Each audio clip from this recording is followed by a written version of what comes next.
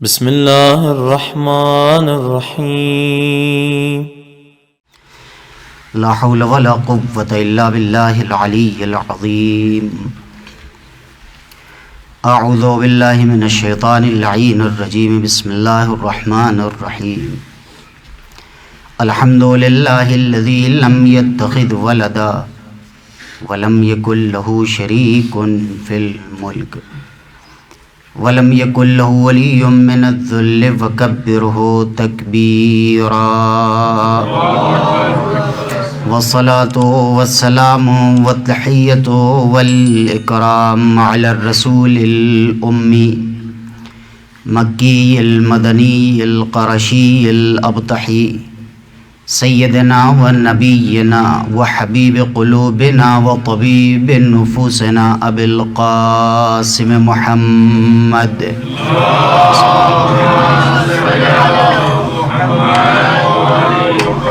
وعلى أهل بيته الطيبين الطاهرين المعصومين المظلومين المنتخبين المنتجبين الذين أذهب الله عنهم الرجس وطهركم تطهيرا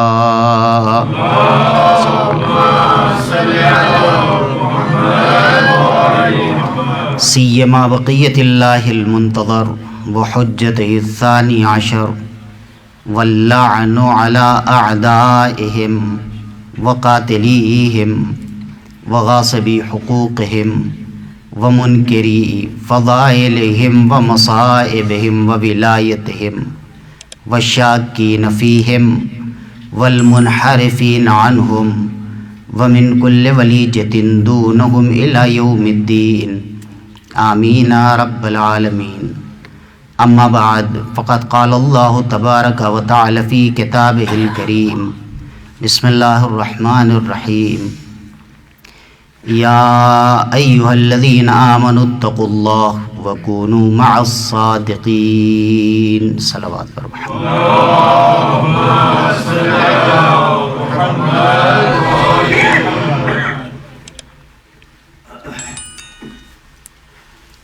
سورہ مبارک توبہ کی آیت نمبر 119 کہ جو مشہور قرآن کی آیتوں میں سے ہے،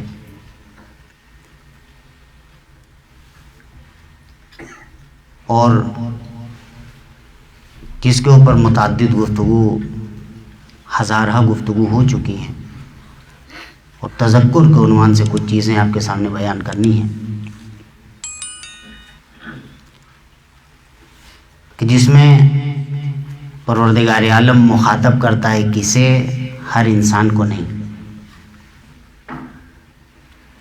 یا ایہا الذین آمنو، اے وہ لوگ کہ جو ایمان لے کے آئے، اے صاحبان ایمان۔ مخاطب کس لیے کر رہا ہے پروردگار؟ اتقوا اللہ، تقوی الہی اختیار کرو۔ کیوں تقوی الہی اختیار کرو؟ وجہ کیا ہے؟ وَكُونُوا مَعَ الصَّادِقِينَ، اس لیے کہ تمہیں سچوں کے ساتھ ہونا ہے۔ بغیر وضو کے نماز ہو سکتی ہے؟ کیوں؟ اس لیے کہ شرط صحت نماز ہے، شرط وقوع ہے۔ اگر نماز پڑھنی ہے تو اس کے لیے وضو ضروری ہے، طہارت ضروری ہے، بغیر طہارت کے نماز نہیں ہے۔ لا صلاۃ الا بالطہارہ، بغیر طہارت کے نماز نہیں ہے۔ جیسے مستحبی نماز فرض کریے، کوئی بھی آپ مستحبی نماز پڑھیں، واجبی نماز نہیں۔ مستحبی نماز میں قبلہ شرط ہے؟ نہیں۔ آپ کسی طرف بھی منہ کر کے نماز پڑھ سکتے ہیں، مستحبی، واجبی کی بات نہیں ہو رہی ہے۔ یہ اپنے بچوں کے لیے عرض کر رہا ہوں۔ مستحبی نماز میں قبلہ شرط نہیں ہے.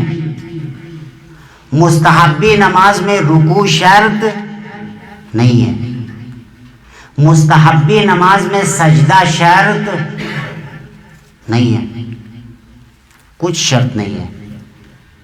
آپ کھڑے ہو کے پڑھ رہے ہو, بیٹھ کے پڑھ رہے ہو, گاڑی چلاتے ہوئے پڑھ رہے ہو, سائیکل دوڑاتے ہوئے پڑھ رہے ہو, کرسی پر بیٹھ کے پڑھیں, لیٹے لیٹے پڑھیں, بستر پر پڑھیں, کہیں بھی پڑھیں, شرط ایک ہے, کیا؟ طہارت. توجہ فرمائیے گا. نماز کی شرط اولیہ طہارت ہے. اگر ایک آدمی کہ ہم طہارت نہیں کریں گے نماز پڑھیں گے, قبول ہے؟ کیوں؟ حکم ہے. جس طرح نماز کی صحت کے لیے شرط طہارت ہے, اسی طرح اہل بیت کی معیت کے لیے تقوی شرط ہے, ایمان شرط ہے. بغیر ایمان کے اور بغیر تقوی کے ولایت آل محمد انسان کے دل تک پہنچ ہی نہیں سکتی ہے. یہ اثرات ولایت آل محمد علیہ الصلوۃ والسلام ہیں. یا ایھا الذین آمنوا اتقوا اللہ وکونوا مع الصادقین. اے ایمان والو, آپ دیکھیں کہ عموم الناس سے خطاب نہیں ہے. اہل بیت کی معیت کے لیے کسے حکم دیا جا رہا ہے؟ صاحبان ایمان کو. جب صاحبان ایمان تقوی اختیار کر لیں گے تب اہلیت اس بات کی پیدا ہوگی کہ اہل بیت کی ولایت ہضم کر سکیں. بغیر ایمان و تقوی کے کوئی ہضم نہیں کر سکتا. توجہ فرما رہے ہیں. جب ایمان اور تقوی والا انسان اس مقام پر پہنچ سکتا ہے تب اس کا مرتبہ شروع ہوتا ہے. تو جس کے پاس نہ ایمان ہے نہ تقوی ہے وہ بیچارہ سوچ بھی نہیں سکتا ہے نا. کل ایک بات ہم نے عرض کیا تھا آپ کے سامنے کہ ولایت اہل بیت علیہ الصلوۃ والسلام ایک اہم چیز ہے. ہمیں معیت اہل بیت علیہ الصلوۃ والسلام چاہیے, مع الصادقین, سچوں کے ساتھ ہو جاؤ. کل یہ عرض کیا تھا کہ ہمارا جو موضوع رہے گا وہ معیت اہل بیت علیہ الصلوۃ والسلام ہے. سوال اسی آیت سے ریلیٹڈ, معیت اہل بیت کہاں, کب تک, کس حد تک؟ یہی ہے نا, اہل بیت کے ساتھ ہو جاؤ, ٹھیک ہے ہم ہو گئے, کہاں ساتھ ہو جاؤ, کیسے ساتھ ہو جاؤ, کن شرائط میں ساتھ رہو, یہی تو سوال پیدا ہوتا ہے. ہمارے یہاں گفتگو ہوتی نہیں اس کے اوپر. بھائی ہر چیز کی ایک شرط ہوتی ہے, بغیر شرط کے آپ اس کے اوپر کیسے پرکھیں گے؟ آپ سونار کے پاس جائیے تو سونا ایسے خریدتا نہیں ہے جب تک اسے پرکھ نہیں لیتا کسوٹی پر, ہے نا. یہ دنیا کی بات ہے کہ پہلے سونے کو پرکھا جائے گا کہ کھرا ہے یا کھوٹا. ہم کیسے سمجھ لیں کہ خدا ہر محبت کو قبول کر لے گا بغیر پرکھے ہوئے؟ وہ بھی کسوٹی پر تولی جائے گی, اور جب انسان اس میں کامیاب ہو جائے گا تو اس محبت اہل بیت کو اعمال کے تولنے کی کسوٹی بنائی جائے گی. تب دیکھا جائے گا اگر نماز ولایت اہل بیت کی کسوٹی پر کھری اترتی ہے تب قبول ہوگی, روزہ کھرا اترتا ہے تب قبول ہوگا. اسی لیے کہا جاتا ہے نا ہمارے مشہور, بے حب اہل بیت عبادت فائدہ ہی نہیں. آپ کرتے رہیے, ٹکر مارتے رہیے سجدے میں جا کے, کیا فائدہ ہے؟ معیت اہل بیت علیہ الصلوۃ والسلام معیت حجت خدا کے ساتھ عبادتیں قبول ہوتی ہیں. پچھلے سال یہی ولایت اہل بیت کے عنوان سے گفتگو کیا تھا, اس میں یہ آپ کے سامنے تفصیل کے ساتھ گفتگو کی تھی کہ شیطان اللہ کی بارگاہ سے کیوں نکالا گیا. توحید کا تو قائل تھا نا. اس صرف تذکر کے عنوان سے یہ چیز عرض کر رہا ہوں. توحید کا قائل تھا نا, نمازیں پڑھتا تھا, سجدوں پہ سجدہ کرتا تھا. کس کے لیے؟ اللہ کے لیے. موحد تھا تبھی تو اللہ کے لیے سجدہ کرتا تھا, توحید کا قائل تھا. ہمارے سماج میں کتنے بڑے بڑے موحد ہیں, اتنے بڑے بڑے موحد ہیں کہ اللہ کے علاوہ کسی سے مدد مانگنا بھی شرک و کفر جانتے ہیں. جی ان سے بھی بڑا موحد تھا شیطان, جو اللہ کے علاوہ کسی کے آگے نہیں جھکنا چاہتا تھا, اور اس جھکنے میں وہ اللہ کا حکم بھی نہیں مانتا تھا. اسی جھکنے میں تو اس نے مسئلہ پیدا کیا ہے نا. تیرے مخلص بندوں کو نہیں بہکا سکوں گا. وہ مخلص بندے کون ہیں؟ انبیاء اور ائمہ علیہ السلام, یعنی نبوت کا بھی قائل تھا. قیامت تک کی مہلت مانگی, اس کا مطلب یہ کہ قیامت پر ایمان رکھتا تھا. یہ ساری چیزیں اس نے مانی, لیکن کیوں اللہ کی بارگاہ سے نکالا گیا؟ اس لیے کہ سجدے کرنے والوں کی معیت سے انکار کر دیا.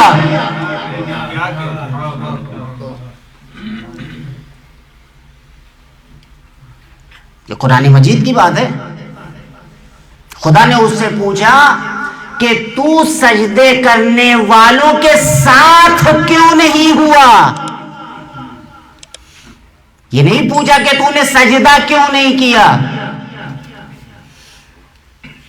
لم تکن مع الساجدین, تو سجدہ کرنے والوں کے ساتھ کیوں نہیں ہوا.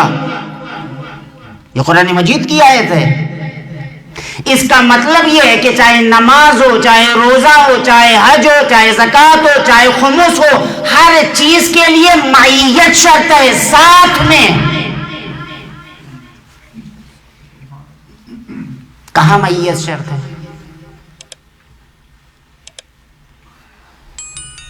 معیت کی 3 قسمیں ہیں, توجہ فرمائیے گا. چونکہ کل میں نے کہا تھا کہ آج سے باقاعدہ موضوع کا بیان ہوگا, باقاعدہ شروع ہوگا موضوع. معیت کی 3 قسمیں ہیں, ساتھ. پہلی معیت, معیت دنیاوی, دنیا میں ساتھ ہوں. آج ہم کیوں تڑپ رہے ہیں؟ اس لیے کہ ہمارا امام تو ہے مگر ہمارے ساتھ نہیں ہے, اسی لیے تو ہماری تڑپ ہے نا زیادہ. ہم جب دعا کرتے ہیں کیا کہتے ہیں؟ انشاءاللہ آئندہ سال خدایا جب ہم فرش اعظم بچھائیں تو اپنے امام کی معیت میں بچھائیں, ان کے ساتھ بچھائیں. اس کا مطلب یہ ہے کہ اعمال میں فرق ہوتا ہے. ایک عمل جو بغیر امام کے کیا جائے اس کی اہمیت دوسری ہے, جو معیت امام میں کیا جائے اس کا اثر دوسرا ہے. تو ایک ہو گئی معیت دنیاوی. دوسری معیت اخروی, آخرت میں معیت, جسے معیت حشری بھی کہا جاتا ہے. حشر میں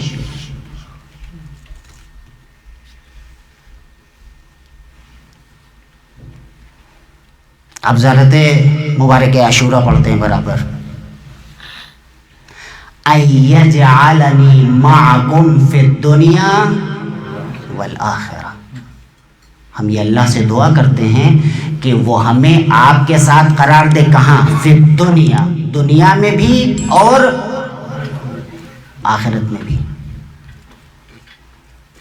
یہ 2 قسمیں ہیں, لیکن ایک تیسری قسم بھی ہے کہ جو معیت دنیاوی کو معیت اخروی کے ساتھ کنیکٹ کرتی ہے. بھائی ایک آدمی دنیا میں بھی ان کے ساتھ تھا تو کیا آخرت میں بھی ان کے ساتھ ہوگا؟ ضروری ہے؟ نہیں. کیا ہونا چاہیے معیت اخروی کے لیے؟ معیت حبی و معیت ولایتی ہونی چاہیے.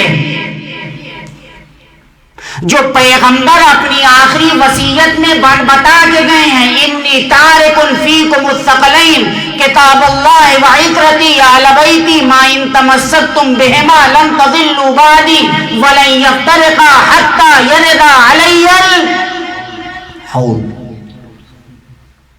کہ قرآن و عطرت ایک دوسرے سے جدا نہیں ہوں گے، اور اگر ان کے دامن سے متمسک رہو گے تو میرے بعد گمراہ نہیں ہوں گے، یہاں تک کہ یہ تمہیں کہاں پہنچا دیں گے؟ تم خود بخود پہنچ جاؤ گے، بس ان کے دامن سے متمسک رہنا ہے نا۔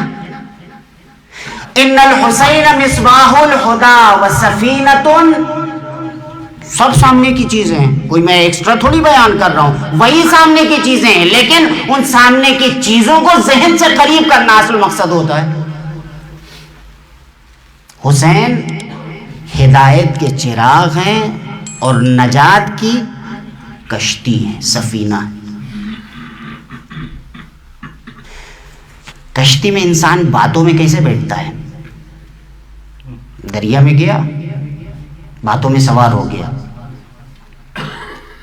کشتی اسے اپنے آپ پہنچا دے گی اس پر، اس کے مقصد تک۔ کشتی تو لکڑی کی ہے نا، سفینہ تو لکڑی کا ہوتا ہے نا، تو کیا پہنچا دے گا؟ سوال ہے آپ سے، ایسے ہی پہنچا دے گا سفینہ؟ نہیں۔ کیا ضروری ہے سفینہ کے لیے اور کشتی کے لیے؟ نا خدا، ملاح، کشتی کھینے والا، چلانے والا، وہ ضروری ہے۔ اور اگر کشتی چلانے والا حسین ابن علی جیسا ہو۔ اچھا ایک سوال آپ سے کرتے ہیں، یہ الحمدللہ جتنے ہیں چھوٹے سے بڑے سب فلائٹ پہ بیٹھے ہیں، جاتے ہیں ایئرپورٹ، آپ کا کام ہو گیا، فوراً گئے آپ فلائٹ میں، آپ نے کرسی پیچھے کی اور ٹھاٹ سے آپ بیٹھ گئے، اس کے بعد تھوڑا سا لائٹ بند ہوئی اور وہ دوڑنے لگا، آپ نے آنکھ پہ رومال رکھا، اور جناب اتنا اطمینان کیوں ہے؟ کوئی پلین اڑانے والا، کوئی پائلٹ معصوم ہے؟ حجت خدا ہے، نبی ہے، امام ہے، آپ اتنے اطمینان سے کیوں بیٹھے ہوئے؟ ہول کیوں نہیں رہے؟ آپ نے کہا بھروسہ ہے اس کے اوپر، اس لیے کہ ہر آدمی، توجہ فرمائیے گا، ہر آدمی پائلٹ نہیں بنتا ہے، امتحانات سے گزرنے کے بعد صلاحیت پیدا ہوتی ہے کہ اس کے اوپر اعتماد کیا جائے، تب اسے بنایا جاتا ہے نا خدا، یا اسے پائلٹ کب بنایا جاتا ہے؟ اب جسے خدا نے نا خدا بنایا ہو، جسے ذمہ دار کائنات خدا نے بنایا ہو، اگر اس کی کشتی پر انسان سوار ہو جائے تو کتنا پرسکون ہونا چاہیے۔ ایک صلوات پڑھے محمد و آل محمد پر۔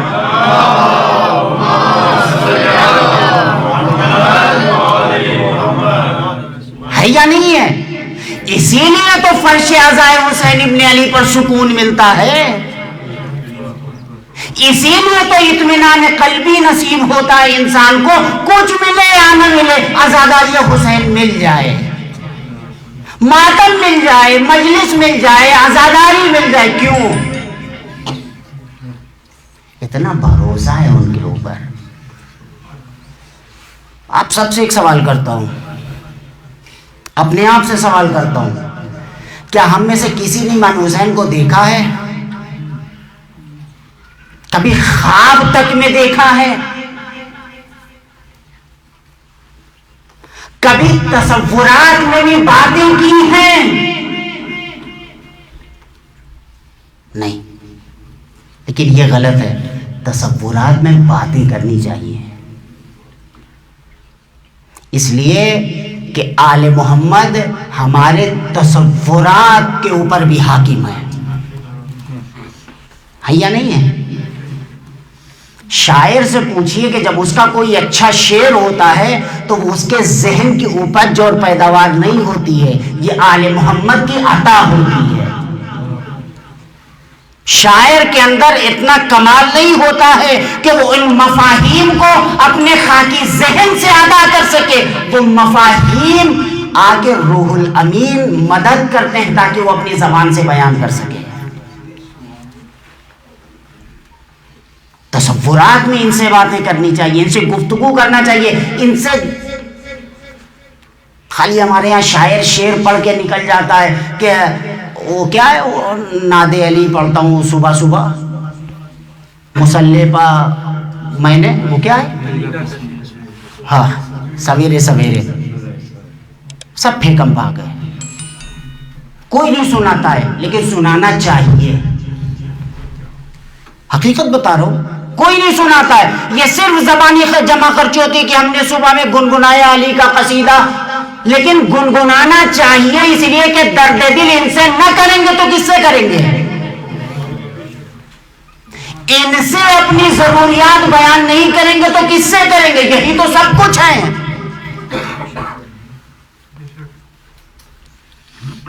فَمَعَكُمْ مَعَكُمْ لَا مَعَ غَيْرِكُمْ، ہم تمہارے ہی ساتھ ہیں اور سب کچھ تمہارے ساتھ ہے، تمہارے غیر کے ساتھ تو کچھ بھی نہیں ہے. یہی ہے نا. زیارتیں آپ کوئی بھی اٹھائیے، زیارت عاشورہ ہو، زیارت جامعہ ہو، آل یاسین ہو، امین اللہ ہو، زیارت غدیر ہو، کچھ بھی اٹھائیے. بے ابی انت و امی، میرے ماں باپ آپ کے اوپر قربان ہو جائیں. انی سلم لمن سالمکم وحرب لمن حاربکم. جس نے آپ سے صلح کی ہم بھی اس کے اوپر راضی، جس نے آپ سے جنگ کی ہم بھی اس سے جنگ کی حالت میں. عدو لمن عاداکم، جو آپ کا دشمن، جی وہ ہمارا دشمن. الٹا نہیں ہے، جو ہمارا دشمن وہ آپ کا دشمن، اس لیے کہ ہماری دشمنی کا معیار کچھ ہے، ان کی دشمنی کا معیار کچھ ہے. فرق یہیں سے آتا ہے. دیکھیے گا کچھ باتیں ابھی آپ کی خدمت میں عرض کروں گا، وہ تلخ ضرور ہیں لیکن حقیقت ہیں، کیونکہ ایام محرم ہے. ہمارے ہاں جو بھی نوحے پڑھے جاتے ہیں آج کل، اور جتنے نوحے نئے نئے مارکیٹ میں آتے ہیں، اس لیے کہ محرم آتے ہی نوحوں کی مارکیٹنگ شروع ہو جاتی ہے نا، سیڑھیاں آنے لگتی ہیں اور فلاں کا نوحہ اور فلاں کا نوحہ. یہ کسی خاص کی طرف اشارہ نہیں، ایک عام بات ہے. جتنے بھی نئے نوحے آتے ہیں آپ اس میں دیکھیے، کربلا کے ماؤں کی تمنا کیا تھی؟ علی اکبر کا صحرا دیکھتی. قاسم کی ماں کی تمنا کیا تھی؟ قاسم کا صحرا دیکھتی ہے نا. اور محمد کے ماں کی تمنا کیا تھی؟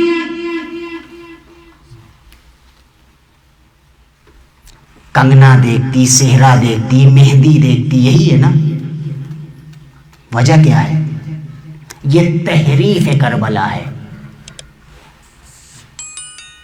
ہم کہتے کیا ہیں کہ جو آپ کے ساتھ صلح کی حالت میں ہے ہم اس کے ساتھ صلح کی حالت میں ہیں، جو آپ کے ساتھ جنگ کی حالت میں ہے ہم اس کے ساتھ جنگ کی حالت میں ہیں، جو آپ کا دشمن ہے ہم اس کے دشمن ہیں، جو آپ کا محب ہے ہم اس کے محب ہیں. لیکن جو آپ کا کلچر ہے وہ ہمارا کلچر نہیں ہے. ہم اہل بیت کو اپنے کلچر میں ڈھال کے دیکھتے ہیں، اپنے کو اہل بیت کے کلچر میں ڈھال کے نہیں دیکھتے. شاعروں کی ذمہ داری کیا ہے؟ شاعر کی ذمہ داری ہے کہ اپنے کو اسلامک کلچر میں ڈالے، وہاں پر رکھے، اس کے بعد شعر لکھے. نہ کہ اگر ہمارے یہاں رسمیں مہندی کی اور کنگنا کی اور سہرے کی تو یہی رسمیں ان کے یہاں بھی رہی ہوں گی. جناب سکینہ آتی ہے جناب قاسم کے پاس، بھیا میں تمہارا سہرا دیکھتی. بھیا نہیں، نامحرم ہے ان کے لیے. بھائی یہ ہمارا کلچر نہیں ہے، یہ آل محمد علیہ الصلوۃ والسلام کا کلچر ہے. ہم اپنے کلچر کے اعتبار سے اہل بیت کو نہ دیکھیں، اہل بیت کو اسلامک کلچر کے اعتبار سے دیکھنا چاہیے. ایک صلوات پڑھیں محمد و آل محمد.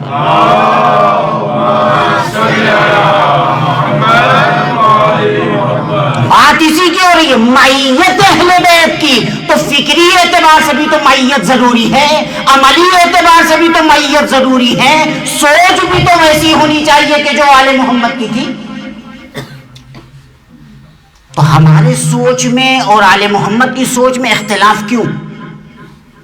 ہمارے کلچر میں ان کے کلچر میں اختلاف کیوں؟ اس کا مطلب ہے کہیں نہ کہیں معیت میں کمی ہے، اور یقیناً ہے۔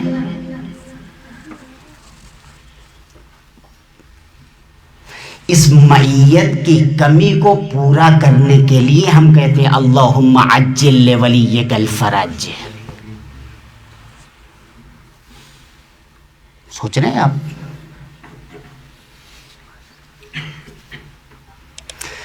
زیارت مبارک عاشورہ کا جملہ ہے فَاسْأَلُوا اللَّهَ الَّذِي أَكْرَمَنِي بِمَعْرِفَتِكُمْ۔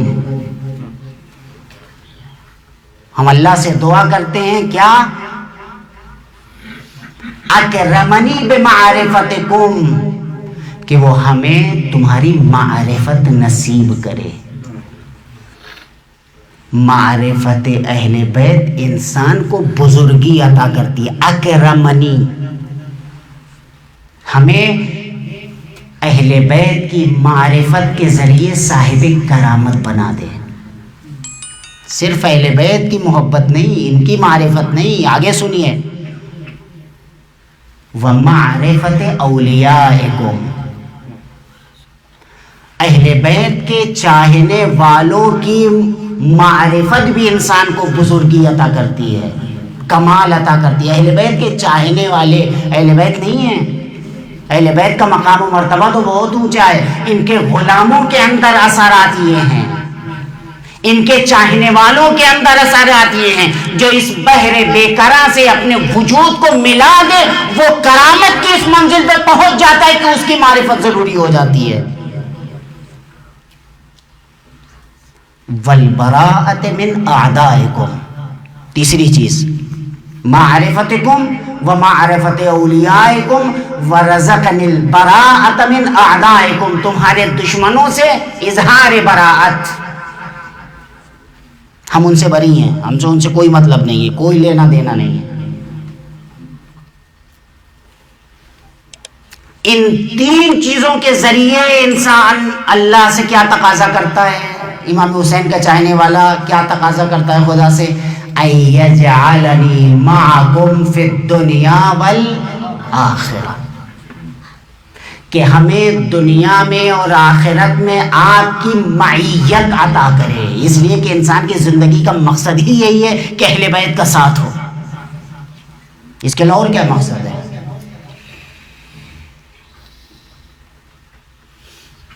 اہل بیت ہی کی وجہ سے تو ہم نے اللہ کو پہچانا ہے،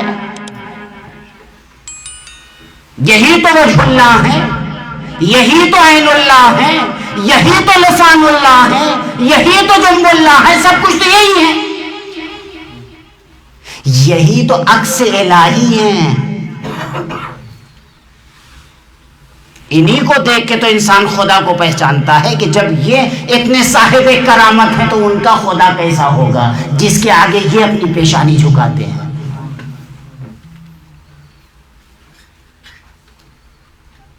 انسان کو صاحب کرامت کون سی چیز بناتی ہے؟ معیت اہل بیت۔ اور کل اپنی گفتگو میں یہی چیز عرض کیا تھا کہ رجعت کا مفہوم اور فلسفہ یہی ہے کہ جب ہمارا امام آئے گا تو جو لوگ گزر گئے ہیں انہیں زندہ کیا جائے گا ان کے قبروں سے، تاکہ وہ کمال ایمان حاصل کر سکیں۔ دل تو بہت چاہ رہا تھا کہ امام کے ساتھ رہ کر ان سے باتیں پوچھ پوچھ کر دین پر عمل کرتے، مگر امام نہیں تھے، ہم مر گئے، کیا ہوگا؟ خدا زندہ کرے گا۔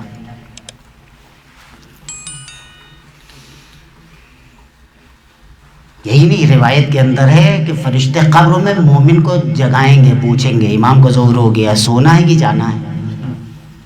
یہ کمال کس کا ہے؟ عبد الغنی عبد الحی عبد اللطیف کا نہیں ہے، یہ آل محمد کے چاہنے والوں کا نصیب ہے کہ فرشتے قبر میں آ کے ان سے کہیں گے سرکار سوئیں گے کہ جائیں گے؟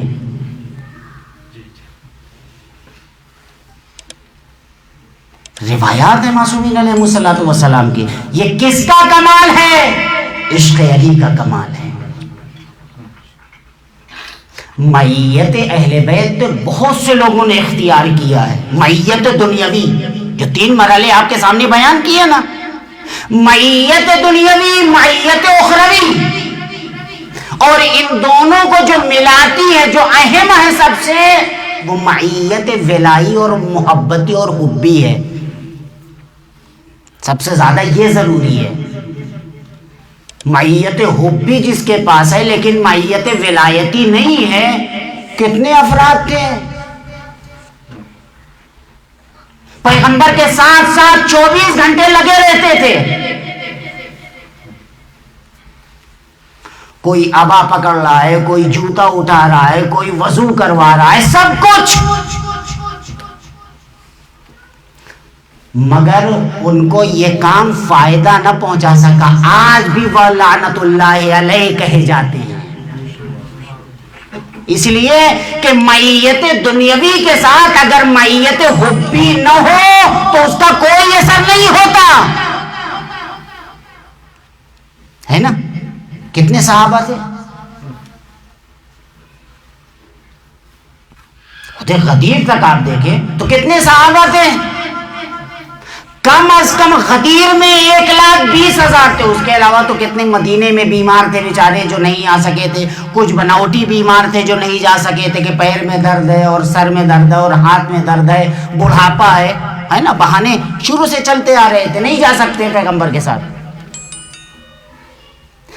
جو صحابہ معیت پیغمبر میں حج نہ کر سکے وہ امیر المومنین کی معیت سے اختیار کریں گے. اور سارا جھگڑا اسی معیت کے اوپر ہے. معیت کہہ رہا ہوں، میت نہیں کہہ رہا ہوں کہ آپ یہ سوچیں میت کے اوپر بات ہو رہی ہے. معیت یعنی ساتھ، یہ سب سے زیادہ ضروری ہے. اہل بیت علیہ الصلوۃ والسلام کی معیت پیغمبر کے بعد کتنے لوگوں نے اختیار کیا؟ ارتد الناس بعد رسول اللہ صلی اللہ علیہ وآلہ وسلم الا 3 و 4، 3 یا 4 کے علاوہ سب پھر گئے امیر المومنین سے. 3 یا 4، جو یہ 3 اور 4 باقی رہے وہ کہاں پہنچ گئے کہ کوئی 9ویں درجے کا صاحب ایمان، کوئی 8ویں درجے کا، کوئی 10ویں درجے کا. یہ بنے کس کی معیت میں؟ 8ویں 9ویں اور 10ویں درجے کے صاحب ایمان، کل ایمان کی معیت میں. یعنی اگر مومن بننا ہے تو امیر المومنین سے رشتہ قائم کرنا پڑے گا.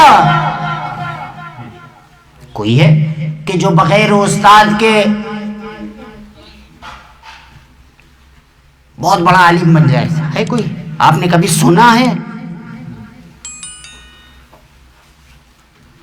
یہ تو خالی پیغمبر اکرم کا شرف ہے، اہل بیت علیہ الصلوۃ والسلام کا شرف ہے کہ جن کا کوئی استاد نہیں تھا، جن کے پاس علم لدنی. ایک صلوات علی محمد و آل محمد پر.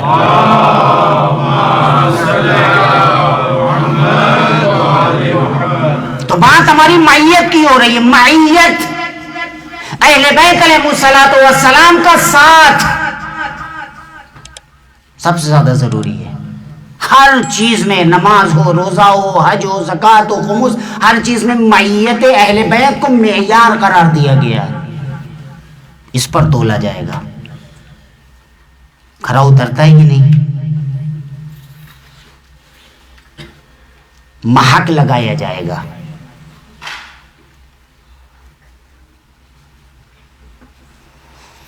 اول ما یسأل العبد عنہ یوم القیامت، سب سے پہلا سوال جو روز قیامت بندے سے کیا جائے گا وہ کس چیز کا ہے؟ عن حبنا اہل البیت. سب سے پہلا سوال ہم اہل بیت علیہ الصلوۃ والسلام کی محبت کے بارے میں. پہلا سوال،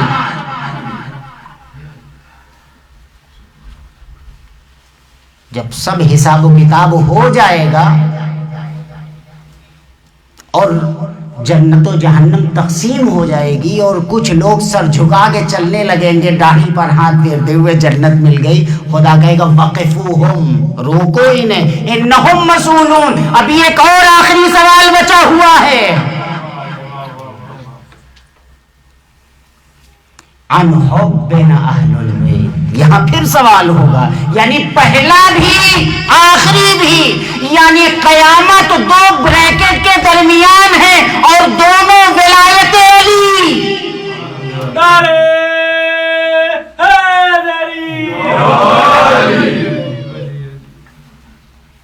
دونوں طرف سے گری ہوئی ہے. اگر ولایت امیر المومنین ہے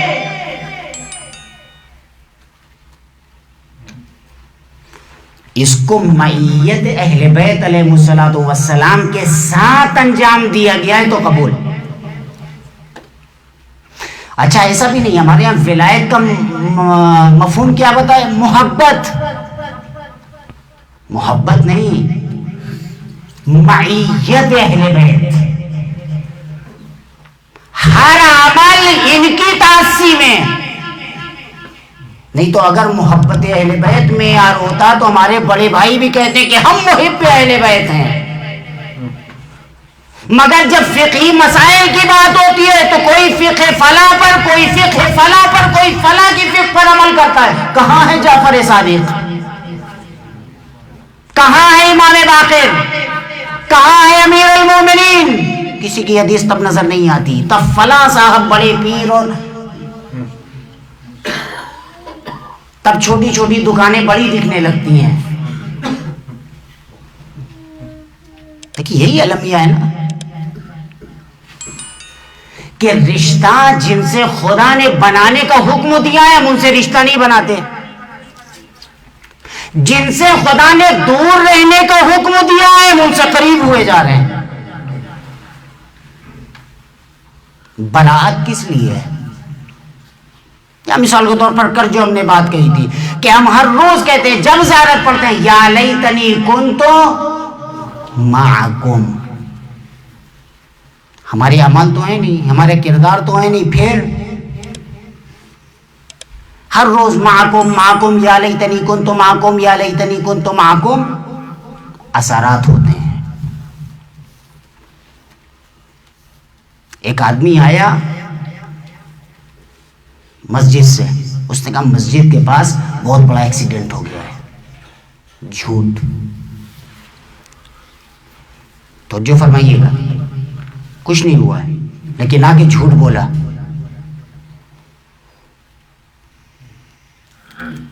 پانچ آدمیوں کے بیچ میں. اس کے بعد انہیں پانچ آدمیوں میں سے ایک نے دوسرے گروپ میں بتایا کہ وہاں ایکسیڈنٹ ہو گیا. اس گروپ کا آدمی پھر اس گروپ میں آیا، اس نے کہا ایکسیڈنٹ ہو گیا ہے، جہاں یہ خود بھی تھا. پہلا جھوٹا. یہ جھوٹی خبر نشر ہونے لگی اور اتنا لوگوں کے زبان زد ہوئی، اتنا زیادہ کہ یہ جھوٹا جس نے جھوٹی خبر اڑائی تھی اب سوچنے لگا کہیں واقعی تو ایکسیڈنٹ نہیں ہوا.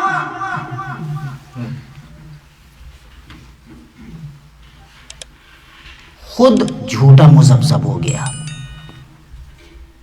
جانتے ہیں یہ سائیکولوجیکل اثر ہوتا ہے. اتنا زیادہ یا لیتنی کنت معکم فافوز معکم کی تکرار کرو کہ آخر میں خود ہی مذبذب ہو کے عمل کرنے پر مجبور ہو جاؤ. اثرات ہوتے ہیں. کیوں کہا جاتا ہے زیارت امام حسین علیہ الصلوۃ والسلام کرو، برس میں 3 مرتبہ کرو، برس میں 1 مرتبہ کرو، غریب ہو تو ادھار لے کے جاؤ، قرض لے کے جاؤ. کس لیے؟ اثرات ہیں معیت اہل بیت علیہ الصلوۃ والسلام کے جو انسان کی روح و روان کے اوپر مترتب ہوتے ہیں.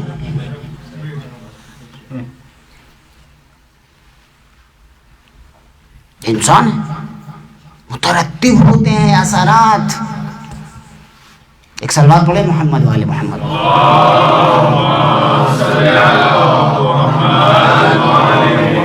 معیت اہل بیت کے اثرات کیا ہے آپ کے سامنے ایک روایت جو خصوصاً کل اول محرم کی ہے، جناب ریان بن شبیب کی.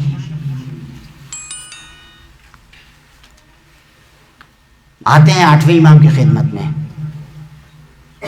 امام نے فرمایا ریان بن شبیب تمہیں معلوم ہے آج کا دن کون سا ہے؟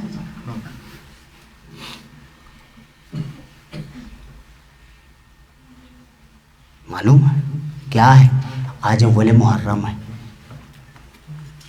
امام نے فرمایا آج کے دن روزہ رکھنا چاہیے.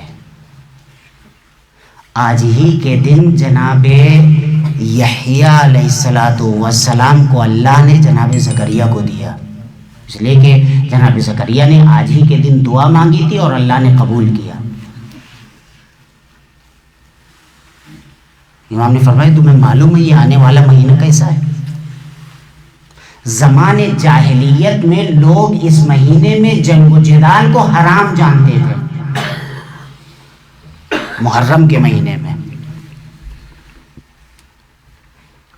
امام فرماتے ہیں زمان جاہلیت میں لوگ اس مہینے میں جنگ و جدال کو حرام جانتے تھے، اور اسلام نے جس مہینے میں جنگ و جدال کو حرام قرار دیا ہے اسی محرم کے مہینے میں نواسۂ رسول کو قتل کیا گیا. عورتوں کی ہتک حرمت کی گئی. 18 جوانان بنی ہاشم کو گوسفندوں کی طرح ذبح کیا گیا. یہ روایت کے جملے. اس کے بعد امام فرماتے ہیں ما فی الارض شبیہون، وہ ایسے تھے کہ اس زمین کے اوپر کوئی ان کی شبیہ نظیر نہیں ہے. اسی 3 فراز آپ کے سامنے بیان کریں گے اسی روایت کے. پہلا امام فرماتے ہیں یا ابن شبیب ان سرک ان تسکن الغرف المبنیت فی الجنہ، اگر تم جنت میں ساکن ہونا چاہتے ہو، وہاں کے گھروں میں رہنا چاہتے ہو، مع النبی، نبی کی معیت میں، نبی کے ساتھ، فلعن قتلۃ الحسین، تو حسین ابن علی کے قاتلوں پر لعنت کرو. کون سی بہت بڑی چیز ہے لعنت؟ ٹائم لگتا ہے؟ نہیں، لیکن ہر انسان لعنت نہیں کرتا ہے، بلکہ یوں کہا جائے کہ ہر انسان کو توفیق نہیں ملتی ہے. ہمیں دعا کرنا چاہیے اللہ سے ہمیں توفیق عنایت فرمائے عشق اہل بیت کی اور ان کے دشمنوں سے اظہار براءت کی. فلعن قتلۃ الحسین، اگر پیغمبر کے ساتھ جنت میں رہنا چاہتے ہو، پیغمبر کے ساتھ،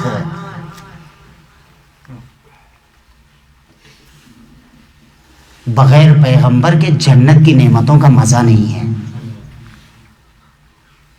وہ تو جنت کی باتیں چھوڑ دیجئے، بغیر عزاداری حسین کی اس دنیا کا کچھ مزہ ہے؟ بغیر مجلسوں کے اس دنیا میں کوئی لذت ہے؟ نہیں. تو بغیر آل محمد کے جنت کی نعمتوں کی کیا حقیقت ہے؟ وہ تمہارے بڑے بھائی جنت، حور، غلمان، یہ وہ اس کے پیچھے بھاگتے ہیں. ہمیں بس حسین دے دو، یہی جنت ہے.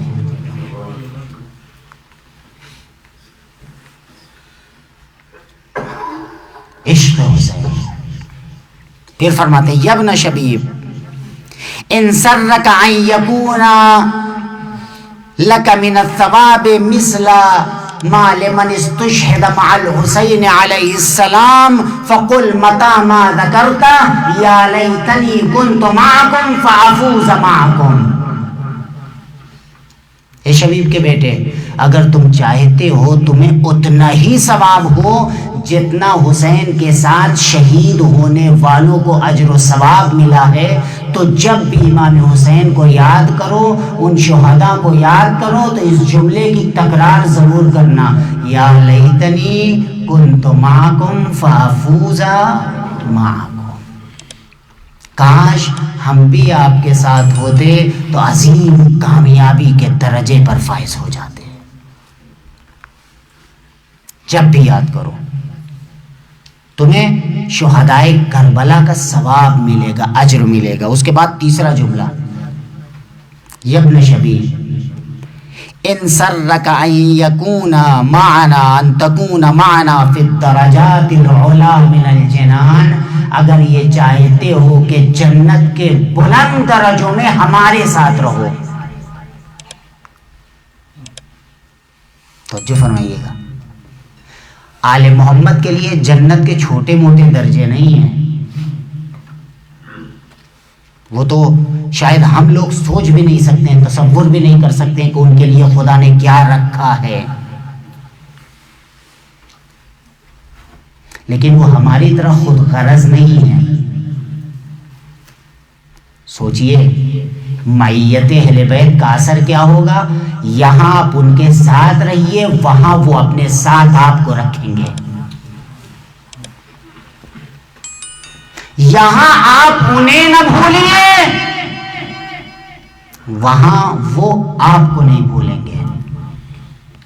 معیت اہل بیت فرماتے ہیں اگر چاہتے ہو جنت کے بلند درجوں میں ہمارے ساتھ رہو، فاحزن لحزننا وافرح لفرحنا، بڑی بات نہیں ہے لیکن سنگین بات ہے، ہماری خوشیوں میں خوش ہونا، ہمارے غم میں غم زدہ ہونا۔ صرف اتنا سوال کیا امام نے، جنت میں ہمارے ساتھ رہنا چاہتے ہو نا، ہم لے جائیں گے، اپنے ساتھ رکھیں گے، مگر یہ یاد رکھنا فاحزن لحزننا، ہمارے غم میں غم زدہ ہونا، وافرح لفرحنا، ہماری خوشیوں میں خوش ہونا۔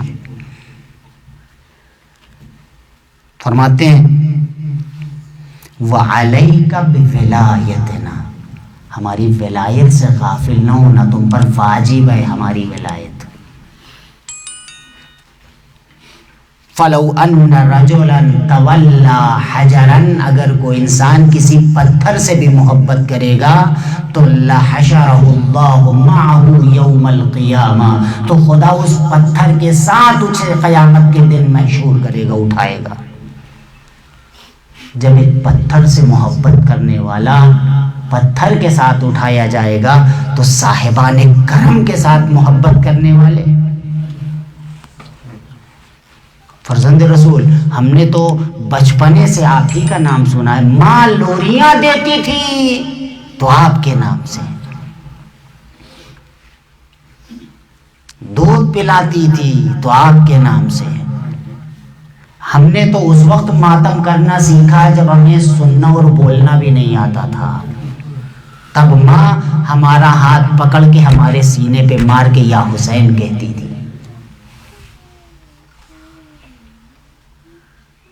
یہ عشق حسین ہے جو ہمیں یہاں کھینچ کے لایا ہے نا، وہی حسین ہے۔ ان حسین کیست کے عالم ہمیں دیوان ہے اوست، یہ حسین کون ہے، یہ پوری دنیا جس کے پیچھے پاگل ہو گئی ہے۔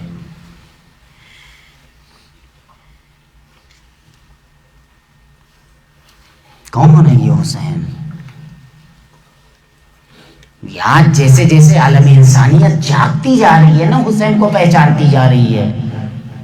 1400 سال قبل آواز استغاثہ بلند ہو رہی تھی، کوئی سننے والا نہیں تھا۔ جانتے ہیں 26 رجب المرجب کو امام حسین نماز عشاء کے بعد مسجد النبی میں بیٹھے ہوئے ہیں کہ وہاں سے ایک شخص آیا، اس نے کہا دارالامارہ میں ولید نے آپ کو بلایا ہے۔ امام نے کہا کہ جاؤ کہہ دو میں آ رہا ہوں۔ اس میں بڑے بڑے افراد کا نام تھا، عبداللہ ابن عباس، عبداللہ ابن زبیر، عبداللہ ابن جعفر، حسین ابن علی، ایسی ایسی شخصیتیں تھیں، اچھے بڑے نام تھے۔ یہ سب مسجد میں جمع تھے، بلایا، عبداللہ ابن زبیر امام حسین کے پاس ہمیں کس لیے بلایا جا رہا ہے؟ امام حسین نے فرمایا مجھے محسوس ہو رہا ہے کہ تاغوت وقت واصل جہنم ہو گیا ہے اور ہمیں بیعت کے لیے طلب کیا جا رہا ہے. یہ جملہ سنا اور عبداللہ ابن زبیر مسجد سے اٹھا, سیدھے گھر گیا, وہاں سے اپنا بوریا بستر اٹھایا اور سیدھے مکہ نکل گیا اسی رات. لیکن امام حسین علیہ السلام ابھی سوچ ہی رہے تھے کہ پھر دوسرا آدمی آ گیا, آپ کو فوراً بلایا جا رہا ہے. امام حسین علیہ السلام نے کہا میں کہہ رہا ہوں کہ جاؤ تم, ابھی آ رہا ہوں میں. بزرگان بنی ہاشم ساتھ میں تھے. سرکار سید الشہداء چاہتے تو چلے جاتے مگر نہیں گئے. جانتے ہیں کیوں؟ اس لیے کہ جو نہضت کربلا کی ذمہ دار خاتون تھی حسین نے اس سے ابھی مشورہ نہیں کیا تھا. کون؟ زینب کبریٰ. سوچئے کس شیر دل خاتون کا نام ہے زینب, کس بصیرت خاتون کا نام ہے زینب, کس سیاست داں خاتون کا نام ہے زینب کہ امام وقت زینب کبریٰ سے مشورہ کرنے کے لیے جانا ہے. گئے جناب زینب کے پاس, بہن ایسا ایسا بھی پیغام آیا ہے, مجھے بلایا گیا ہے. جناب زینب نے فرمایا میں تنہا جانا آپ کے لیے مناسب نہیں سمجھتی ہوں, تو کیا کروں؟ جوانان بنی ہاشم کو ساتھ لے کے جائیے. عباس, علی اکبر, قاسم اور محمد ساتھ میں جاؤ. گئے امام حسین علیہ السلام. جوانان بنی ہاشم سے کہا تم دارالامارہ کے باہر رکنا, لیکن یاد رکھو جب میری آواز بلند ہو تو تلواریں کھینچ کے دربار میں داخل ہو جانا. امام حسین دربار میں داخل ہوئے. ولید نے امام کا استقبال کیا. پہلو میں مروان بھی بیٹھا ہوا تھا. اس نے یزید کا خط پڑھ کے سنایا کہ جس میں لکھا ہوا تھا کہ معاویہ کے مرنے کی خبر تھی. امام نے فرمایا انا للہ و انا الیہ راجعون, اور اس کے بعد اس نے کہا کہ یزید حاکم شام کا جانشین ہے, اس نے آپ سے بیعت کا مطالبہ کیا ہے اور یہ لکھا ہے کہ حسین سے اسی وقت یا بیعت لے لو یا سر کاٹ کے ان کا شام بھیج دو. امام حسین علیہ السلام نے فرمایا دیکھ تو یہ بہتر نہیں سمجھے گا کہ مدینے والے یہ کہیں کہ حسین نے رات کے اندھیرے میں بیعت کر لی ہے, تجھے پسند نہیں ہوگا. اس نے کہا یقیناً ایسا ہے کہ مجھے پسند نہیں ہے. امام نے کہا یہ چیزیں سوچنے کے لیے چھوڑ دے, اور یہ فیصلے دن کی روشنی میں کیے جاتے ہیں, رات کے اندھیرے میں نہیں کہ میں بیعت کروں گا یا نہیں. ولید نے کہا ٹھیک ہے آپ کو میں موقع دیتا ہوں, آپ جائیے. بھائی امام حسین علیہ السلام اٹھے تھے کہ ایک مرتبہ مروان نے ولید سے کہا ولید حسین اگر آج ہاتھ سے نکل گئے تو واپس نہیں آئیں گے. وہ یہ جملہ سننا تھا کہ فاطمہ کے لال نے اپنی آستین چڑھا دی, کون مجھے قتل کرے گا؟ تو قتل کرے گا یا ولید قتل کرے گا؟ اے نیلی آنکھوں والی عورت کے بیٹے کس میں جرأت ہے؟ یہ جملہ سننا تھا کہ جوانان بنی ہاشم دردانہ دربار میں ننگی تلواریں لے کے داخل ہو گئے. عباس, علی اکبر, قاسم اور محمد سب دربار میں ہیں. ایک آواز بلند ہوئی, اس پر ننگی تلواریں لے کے آ گئے. آج حسین اکیلے کھڑے حل منا سلیلی انصرنا کہہ رہے ہیں. عباس اور محمد,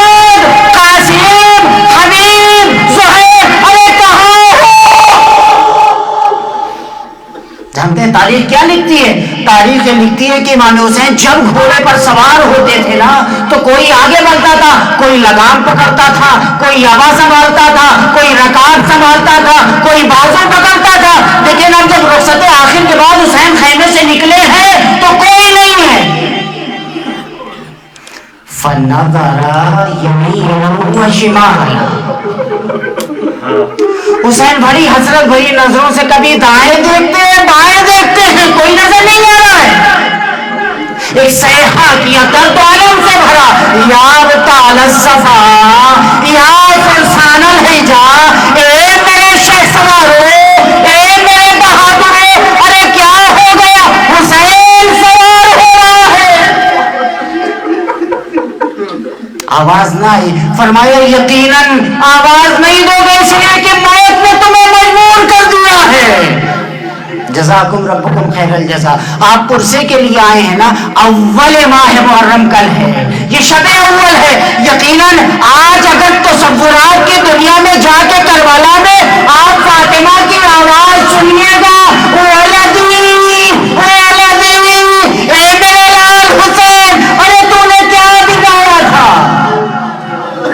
فاطمہ کی آواز گونج رہی ہوگی دشت نینوا میں, فرات کے کنارے, اس لیے کہ شب اول ماہ محرم آ گئی. امام زمانہ وارث امام حسین ہے نا, ان کی خدمت میں مولا ہمارے ان آنسوؤں کو قبول کریے گا, ہماری عزاداری کو قبول کریے گا. بی ہمارے آنسوؤں کو اپنے رومال میں ضرور جگہ دیجیے گا, اس لیے کہ شاید ہمارے آنسو آپ کے لال کے زخم کے مرہم بن جائیں. امام حسین علیہ السلام گھر واپس آئے, بیت الشرف آئے. بہن انتظار کر رہی تھی بڑی بے چینی سے, بھیا کیا ہوا؟ کچھ نہیں ہوا, وہ میرے قتل کے در پہ تھے. ارادہ کیا ہے؟ مدینہ رہنے کے قابل نہیں رہا. زینب سامان سفر باندھو, اس لیے کہ اب مدینہ سے روح مدینہ نکل رہی ہے. جان مدینہ مدینہ سے جا رہا ہے.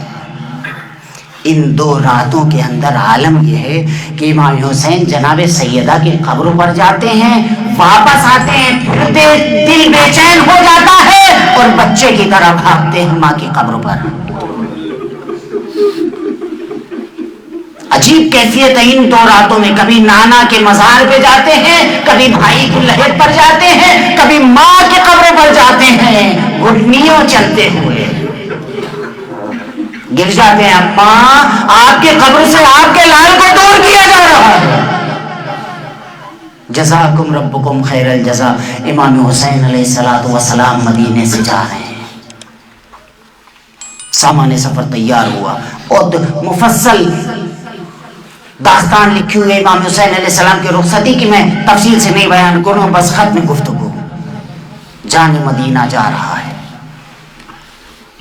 ایک ایک کر کے بیویاں سوار ہونے لگی. جانتے ہیں کون سوار کر رہا تھا؟ جناب زینب کبریٰ.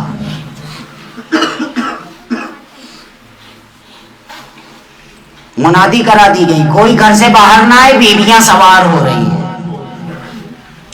محلے بنی ہاشم سے آج کوئی نہ گزرے, بیویاں سوار ہو رہی ہیں. کبھی ام لیلہ سوار ہو رہی ہیں, کبھی ام فروا سوار ہو رہی ہیں, کبھی فضہ سوار ہو رہی ہیں, ایک ایک شہزادی سوار ہو رہی ہے.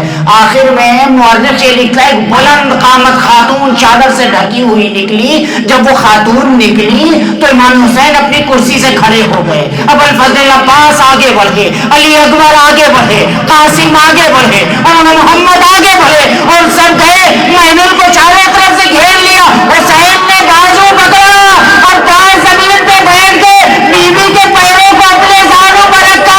بیوی سوار ہوئی ہے. بیوی سوار ہونا ہی چاہتی تھی کہ ایک مرتبہ ٹھہر گئی. عباس تم سے ایک وعدہ چاہیے. ہاں بیوی فرمائیے.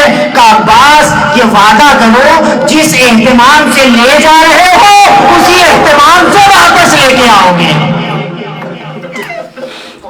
یہ جملہ سننا تھا کہ حسین ابن علی کے چہرے کا رنگ بدل گیا. میں نے ذاکروں سے سنا ہے, قتادہ کہتے حسین کے چہرے کا رنگ بدلا. اے عباس, ارے یہ وعدہ نہ کرنا, زینب اطلحت شام سے جا رہی ہے, لیکن جب واپس آئیں گی ارے گودیاں نیران ہوں گی, مانگے سونی ہوں گی, زبان پہ مرثیہ ہوگا, مدینہ تو جدنا لا تقولینا فبالحسرات والاحزان جئنا خرجنا منك بالاهلين جمعا رجعنا لا رجال ولا بنينا. ماتم حسین. لبیک یا حسین, لبیک یا حسین, لبیک یا حسین, لبیک یا حسین.